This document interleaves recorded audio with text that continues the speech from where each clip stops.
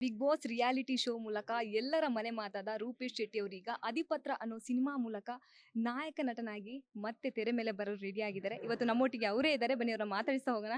Sir ನಮಸ್ತೆ, ಹೇಗಿದ್ದೀರಾ? ನಾನು ತುಂಬಾ ಚೆನ್ನಾಗಿದ್ದೀನಿ. ನೀವು? ನಾನು ಫೈನ್. ಈ ಈ ಟ್ರೈಲರ್ನ ನೋಡಿದಾಗ ಅಥವಾ ಟೀಸರ್ನ ನೋಡಿದಾಗ ಸಾಂಗ್ನ ನೋಡಿದಾಗ ಎಲ್ಲೋ ಒಂದು ಕಡೆ ತುಳುನಾಡಿನ ಕಲ್ಚರ್ ಇರ್ಬೋದು, ಸಂಸ್ಕೃತಿ, ಆಚಾರ ವಿಚಾರ ಆ ಒಂದು ಕತೆ ನೆನಪಿಸುತ್ತೆ. ಸೊ ಇದೇ ತರ ಏನಾದ್ರು ಇದೆಯಾ ಅಂತ? ಖಂಡಿತ ಇದೆ. ಇದು ನೀವು ಬ್ಯಾಕ್ ಡ್ರಾಪ್ ನೋಡಿದಾಗಲೇ ಗೊತ್ತಾಗುತ್ತೆ. ಇದು ನಡೆಯುವಂಥದ್ದೇ ಒಂದು ಆ, ತುಳುನಾಡಿನ ಸಂಸ್ಕೃತಿಯ ವಿಚಾರವಾಗಿ, ಅಥವಾ ಒಂದು ತುಳುನಾಡಲ್ಲಿ ನಡೆಯುವಂತಹ ಒಂದು ಕಥೆ ಇದು. ಕರಾವಳಿಯಲ್ಲಿ ನಡೆಯುವಂತಹ ಒಂದು ಕಥೆ ಇದು. ಸೊ ಖಂಡಿತ ಆ ಕನೆಕ್ಷನ್ ಇರುತ್ತೆ. ಅದ್ರ ಜೊತೆಗೆ ಆ ಅಲ್ಲಿನ ಏನು ಸಿನಾರಿಯೋ ನೋಡ್ಬೋದು ನೀವು. ಅಲ್ಲಿನ ಒಂದು ಆಟಿಕಳಂಜ ಅನ್ನೋವಂಥ ಒಂದು ಏನು ಆಚಾರ ಅಥವಾ ಕಲ್ಚರ್ ಇದೆ, ಅಥವಾ ಒಂದು ಜಾನಪದವಾಗಿರುವಂತಹ ಆ, ಒಂದು ವಿಚಾರ ಇದೆ. ಅದನ್ನ ಈ ಸಿನಿಮಾದಲ್ಲಿ ನೋಡ್ಬೋದು. ಖಂಡಿತವಾಗ್ಲೂ ಒಂದು ಒಳ್ಳೆ ವೈಬ್ ಕೊಡುತ್ತೆ ನಿಮಗೆ. ನೀವೊಂದು ಡೈರೆಕ್ಟರ್ ಆಗಿ ಇನ್ನೊಂದು ಡೈರೆಕ್ಟರ್ ಜೊತೆ ಈಗ ಕೆಲಸ ಮಾಡಿದ್ದೀರಾ. ಸೊ ಅದು ಎಷ್ಟು ಖುಷಿ ಇದೆ, ಯಾಕೆ ಒಪ್ಕೊಂಡ್ರಿ ಈ ಒಂದು ಪಾತ್ರನ ಅಂತ? ಎಸ್, ಡೈರೆಕ್ಷನ್ಗಿಂತ ಆಕ್ಟಿಂಗ್ ಮಾಡೋದು ತುಂಬಾ ಈಸಿ. ಬಿಕಾಸ್ ಪಾಪ ಡೈರೆಕ್ಟರ್ ತುಂಬಾ ಕೆಲಸ ಇರುತ್ತೆ. ನಾವು ನಮ್ಮ ಕೆಲಸ ಮಾಡಿ ಬಂದ್ರೆ ಆಯ್ತು ಆಕ್ಟಿಂಗ್ ಮಾಡೋದು ಅಂದ್ರೆ. ಸೊ ಇದು ಒಪ್ಕೊಳ್ಳೋಕೆ ಮೇನ್ ರೀಸನ್ ಏನು ಅಂತಂದ್ರೆ, ಚೈನ್ ಶೆಟ್ಟಿ ಅವರು ಹೇಳದಂತಹ ಕಥೆ ಅಂಡ್ ಅವರು ಹೇಳಿದಾಗ ಅವ್ರಿಗಿದ್ದಂತಹ ಕ್ಲಾರಿಟಿ. ನಾನು ಏನೇ ಪ್ರಶ್ನೆಗಳು ಕೇಳಿದಾಗಲೂ ಅವ್ರು ಕೊಡ್ತಾ ಇದ್ದಂತಹ ಉತ್ತರ ಕನ್ವಿನ್ಸಿಂಗ್ ಆಗಿತ್ತು. ನಂದು ಯಾವತ್ತು ನಾನು ಒಂದು ಕತೆ ಕೇಳಿದಾಗ ನಂದೊಂದೇ ಪಾಲಿಸಿ. ಒಂದು, ನಾನು ಏನೋ ಪ್ರಶ್ನೆ ಕೇಳಿದಾಗ ಸ್ಕ್ರಿಪ್ಟ್ ಬಗ್ಗೆ, ಒಂದು ಅವ್ರ ಹತ್ರ ಉತ್ತರ ಇರಬೇಕು, ಇಲ್ಲ ಅದನ್ನ ಪಡಿಸ್ಕೊಳ್ಬೇಕು. ಬಟ್ ಚೈನ್ ಶೆಟ್ಟಿ ಅವ್ರ ಹತ್ರ 90% ಉತ್ತರಗಳಿತ್ತು ನಾನು ಕೇಳಿದ ಪ್ರಶ್ನೆಗೆ. ಸೊ ಒಂದು 10% ನಾನು ಹೇಳಿದ್ದನ್ನು ಅವ್ರು ತಗೊಂಡ್ರು. ಸೊ ಆ ಕೋಆರ್ಡಿನೇಷನ್, ಕಾಂಬಿನೇಷನ್ ಇತ್ತು ನಮ್ಮ ಮಧ್ಯೆ. ಅಂಡ್ ಅವ್ರ ಕ್ಲಾರಿಟಿ, ಅವರ ಮೊದಲ ಸಿನಿಮಾ. ಸೊ ಡೆಫಿನೆಟ್ಲಿ ನಾವು ನಂಬಿ ಸಿನಿಮಾ ಮಾಡಬೇಕಾಗತ್ತೆ. ಅಂಡ್ ಅವ್ರ ಮೊದಲ ಸಿನಿಮಾ ತರ ಅನ್ಸಿಲ್ಲ ನನಗೆ. ಅವರು ವರ್ಕ್ ಮಾಡ್ತಾ ಇದ್ದಂತಹ ರೀತಿ, ಶೂಟಿಂಗ್ಗಳಾದಾಗ ಡೆಫಿನೆಟ್ಲಿ ಎಲ್ಲ ದಿನನೂ ತುಂಬಾ ಚೆನ್ನಾಗಿರಲ್ಲ. ಕೆಲವೊಂದು ದಿನಗಳು ಚಾಲೆಂಜಸ್ಗಳು ಬರುತ್ತೆ ಡೈರೆಕ್ಟರ್ಗೆ. ಅದನ್ನ ನಿಭಾಯಿಸುವಂತಹ ರೀತಿ ತುಂಬಾ ಇಷ್ಟ ಆಯ್ತು. ಅವರು ಎಲ್ಲದನ್ನು ಕೂಲಾಗಿ ಹ್ಯಾಂಡಲ್ ಮಾಡ್ತಾ ಇದ್ರು. ಪೊಲೀಸ್ ಪಾತ್ರಕ್ಕಾಗಿ ಯಾವ ರೀತಿ ತಯಾರಿನ ಮಾಡ್ಕೊಂಡಿದ್ರಿ ಅಂತ? ಯಾಕಂದ್ರೆ ಕ್ಲೀನ್ ಶೇವ್ ಆಗಿ ಕಾಣಿಸ್ಕೊಂಡಿದ್ದೀರಾ. ಯಾವ ರೀತಿ ತಯಾರಿ ಇತ್ತು? ತಯಾರಿ ಅಂದ್ರೆ, ನಾನೊಂದು ತಮಿಳ್ ಸಿನಿಮಾ ಮಾಡ್ತಾ ಇದ್ದೆ. ಸೊ ಹಾಗಾಗಿ ಅದ್ರ ಕಂಟಿನ್ಯೂಟಿ ಒಂದ್ ಸ್ವಲ್ಪ ನೋಡ್ಕೋಬೇಕಾಗಿತ್ತು. ಬಿಕಾಸ್ ಒಂದ್ಸಲ ದಾಡಿ ರಿಮೂವ್ ಮಾಡಿದ್ರೆ ಆಮೇಲೆ ಒಂದ್ 2 ತಿಂಗಳು ಬೇಕು ಈ ತರ ಬರೋದಕ್ಕೆ. ಸೊ ಹಾಗಾಗಿ ನನ್ನ ಶೂಟಿಂಗ್ ಯಾವತ್ತಿದೆ ಅದರ ಹಿಂದಿನ ಅದರ ಮುಂದಿನ 2 ತಿಂಗಳು ನಾನು ಬೇರೆ ಯಾವ ಸಿನಿಮಾನು ಮಾಡಂಗಿರ್ಲಿಲ್ಲ, ಅಥವಾ ಯಾವ ಕೆಲಸನ ಒಪ್ಕೊಳಂಗಿರ್ಲಿಲ್ಲ. ನಾನು ಮೀಸೆ ಇಟ್ಟು ನನಗೆ ಅಷ್ಟೊಂದು ಕಂಫರ್ಟೇಬಲ್ ಆಗಲ್ಲ. ಸೊ ನಾನು ಇದೇ ಲುಕ್ಕಲ್ಲಿ ಇರೋದ್ರಿಂದಾಗಿ. ಸೊ ಅದೊಂದು ಪ್ರಿಪರೇಷನ್. ಆ ದಾಡಿ ಓನ್ಲಿ ದಾಡಿ ರಿಮೂವ್ ಮಾಡುವಂಥದ್ದಲ್ಲ. ಸೊ ಫಿಟ್ ಇದೆಯಾ, ಫೇಸ್ ಓಕೆನಾ, ಅದೆಲ್ಲ ಕನ್ಸರ್ನ್ಸ್ ಇತ್ತು. ಸೊ ಅದಕ್ಕೋಸ್ಕರ ನಾನು ಫಿಸಿಕಲಿ ಫಿಟ್ ಅದೇ ಫಸ್ಟ್. ಆಮೇಲೆ ಓನ್ಲಿ ನಾವು ಯೂನಿಫಾರ್ಮ್ ಹಾಕಿದ ತಕ್ಷಣ ಪೊಲೀಸ್ ಆಗಲ್ಲ. ಸೊ ಫಿಟ್ನೆಸ್ ಇಂಪಾರ್ಟೆಂಟ್ ಆಗುತ್ತೆ, ಬಾಡಿ ಲ್ಯಾಂಗ್ವೇಜ್ ಇಂಪಾರ್ಟೆಂಟ್ ಆಗುತ್ತೆ. ಸೊ ಅದ್ರ ಮೇಲೆ ಒಂದು ಸ್ವಲ್ಪ ವರ್ಕ್ ಮಾಡಿದ್ದೀನಿ. ಸಿನಿಮಾಗಳು ನೋಡಿದ್ದೀನಿ. ಸಿನಿಮಾಗಳಿಗಿಂತ ಹೆಚ್ಚಾಗಿ ನಮ್ಮ ಊರಲ್ಲಿರುವಂತಹ ಸ್ಟೇಷನ್ ಅಲ್ಲಿ ಹೆಂಗಿರುತ್ತೆ, ಅಲ್ಲಿ ಅಲ್ಲಿ ವಾತಾವರಣ ಹೆಂಗಿರುತ್ತೆ, ಅಲ್ಲಿ ನನ್ನ ಫ್ರೆಂಡ್ಸ್ ಒಬ್ರು ಫ್ರೆಂಡ್ ಪೊಲೀಸ್ ಇರೋದ್ರಿಂದಾಗಿ ಅದು ಸ್ವಲ್ಪ ನನಗೆ ಕಲಿಯೋದಕ್ಕೆ ಸಿಗ್ತಾ ಅಲ್ಲಿ.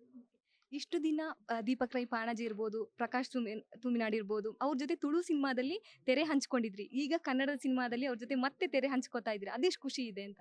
ಅದೇ, ದೀಪಕ್ ಪಾಣಾಜಿ ಅವ್ರ ಜೊತೆ ತುಳು ಮಾಡಿದ್ದೆ. ಬಟ್ ಪ್ರಕಾಶ್ ತುಮನಾಡ್ ಅವ್ರ ಜೊತೆ ನಾನು ಆಕ್ಟೇ ಮಾಡಿಲ್ಲ. ಬಟ್ ನಮ್ದೊಂದು ಶೋ ನಡೀತಾ ಇತ್ತು, ಬಲೆ ತಿಳಿಪಲ್ಲೆ ಅಂತ. ಅದರಲ್ಲಿ ನಾನು ಹೋಸ್ಟ್ ಆಗಿದ್ದೆ, ಅವರೆಲ್ಲ ಆಕ್ಟ್ ಮಾಡ್ತಾ ಇದ್ರು. ಆವಾಗಲೇ ನಮಗೆ ಒಂದು ರೀತಿನಲ್ಲಿ ತುಂಬಾ ಗೌರವ. ಅವ್ರ ಆಕ್ಟ್ ನೋಡಿದಾಗ ಅವ್ರ ಜೊತೆ ಆಕ್ಟ್ ಮಾಡ್ಬೇಕು ಅಂತೆಲ್ಲ ಆಸೆ.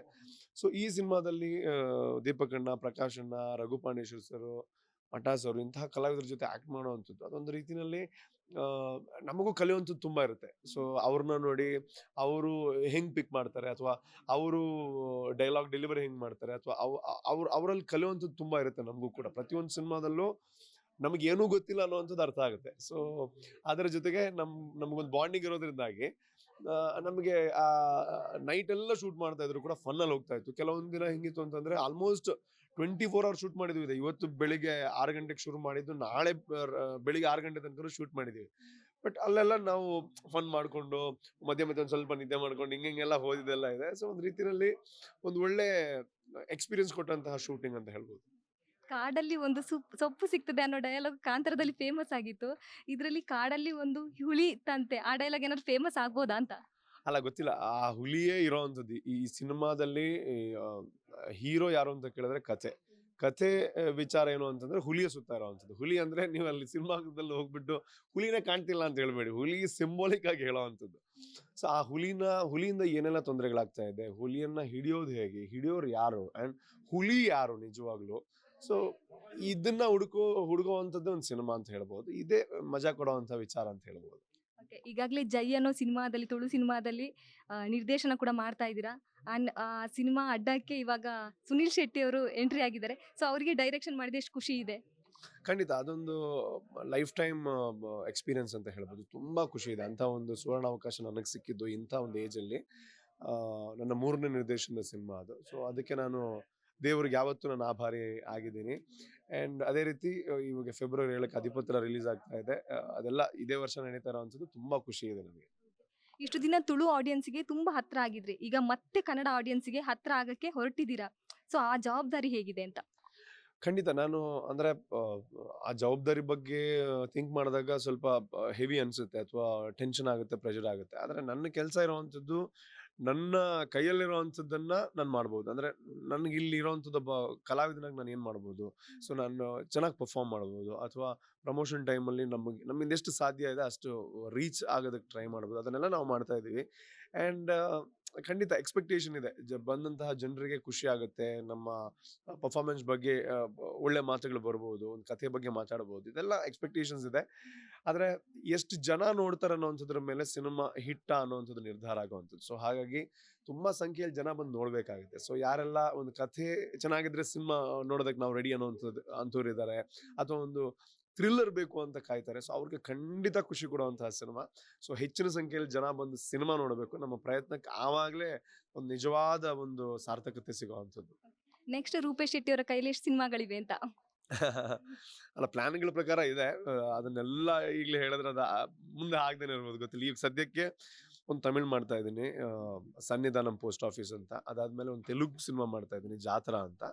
ಅದಾದ್ಮೇಲೆ ಇವಾಗ ಇದು ಅಧಿಪತ್ರ ರಿಲೀಸ್ಗಿದೆ, ಜೈ ಶೂಟಿಂಗ್ ನಡೀತಾ ಇದೆ, ಆಲ್ಮೋಸ್ಟ್ ಮುಗ್ದಿದೆ. ಇನ್ನೊಂದು ಕನ್ನಡ ಮೇ ಬಿ ಒಂದು ಸ್ವಲ್ಪ ಸಮಯದಲ್ಲೇ ಅನೌನ್ಸ್ಮೆಂಟ್ ಆಗುತ್ತೆ. ಇಷ್ಟೊಂದು ನಡೀತಾ ಇದೆ ದೇವ್ರ ದಯೆಯಿಂದ. ಲಾಂಗ್ ಹೇರ್ ಬಿಟ್ಟಿರೋದಕ್ಕೆ ಏನಾದ್ರು ಸೀಕ್ರೆಟ್ ಇದೆಯಾ ಅಂತ. ಅಲ್ಲ, ಇದು ನಾನು ಜೈ ಸಿನಿಮಾಗೆ ಬಿಟ್ಟಿರೋದು ಆ್ಯಕ್ಚುಲಿ. ಓಕೆ, 7ಗೆ ನಿಮ್ಮ ಸಿನಿಮಾ ರಿಲೀಸ್ ಆಗ್ತದೆ. 100 ಡೇಸ್ ಓಡ್ಲಿ ಅಂತ ನಾವು ಅಶ್ವವೇಗ ತಂಡದಿಂದ ಹಾರೈಸ್ತೀವಿ. Thank you so much sir. Yes, Ashwavega ಅಂತಂದ್ರೆ ಕುದುರೆ ವೇಗ. ಸೊ ಕುದುರೆ ವೇಗ ನಮ್ಮ ಸಿನಿಮಾಗೂ ಸಿಗ್ಲಿ. ಆ್ಯಂಡ್ ನೀವು ಕುದುರೆ ವೇಗದಲ್ಲೇ ಬರಬೇಕು. ಸಂಡೇ ನೋಡೋಣ, ನೆಕ್ಸ್ಟ್ ವೀಕ್ ನೋಡೋಣ ಅಂತಂದ್ರೆ ಆಗಲ್ಲ. ಸೊ ಸಿನಿಮಾ ನೋಡಿ, ಮೊದಲ 3 ದಿನದಲ್ಲಿ ನೋಡಿದ್ರೆ ನಮ್ಮಂಥ ಯುವ ಕಲಾವಿದರಿಗೆ ತುಂಬ ಹೆಲ್ಪ್ ಆಗುತ್ತೆ. ಸೊ ದಯವಿಟ್ಟು ನೋಡಿ. ಓಕೆ, ಇದಿಷ್ಟು ರೂಪೇಶ್ ಶೆಟ್ಟಿ ಅವರ ಮಾತಾಗಿತ್ತು. ಕ್ಯಾಮ್ರಾ ಪರ್ಸನ್ ರಾಘವೇಂದ್ರ ಜೊತೆ ಕೀರ್ತಿ, ಅಶ್ವವೇಗ ನ್ಯೂಸ್, ಬೆಂಗಳೂರು.